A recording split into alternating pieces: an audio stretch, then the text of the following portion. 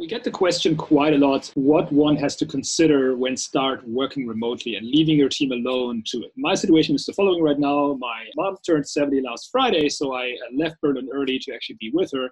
I hadn't seen her in 6 months, and because of the COVID situation, we had to cancel all the birthday plans, and she was quite down, so I wanted to make an attempt to be with her. And I couldn't just come over for the weekend because that would have messed up my schedule. So what I decided to do was to actually just spend the full week. And we've been working remotely for quite a while, so we're used to this. But still, we just ramped up a full team, and it was quite weird to leave them alone for the first time because we just had new people there, right? It's what was, again, my first time of working remotely with a specific team and group of people.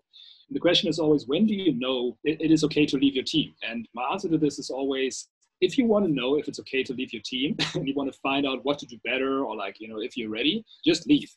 Just leave and see what happens, right? That doesn't mean you leave things completely falling and out of control. But why I ask for your bravery and your courage here is that, number one, you hired for those people, you decided for those people in the first place. So just trust that everything will be okay. And number two is, in case things are not okay, that's not a bad thing because you're just going to learn what you have to do. When it comes to this area that we call trust, which is a very abstract thing, I actually don't like trust as the word so much because it doesn't really describe specifically what happens when you work successfully in a remote way. Trust is actually nothing else that you can trust or predict that results will happen without you having to micromanage, right?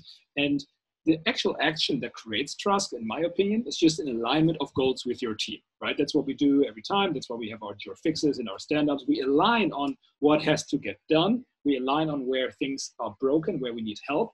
And we agree on, hey, is it possible and feasible to get this done until Friday? And once you realize more and more that things are done on Friday, it's a good feeling. It's the feeling that you can predict what will happen if you pursue certain actions.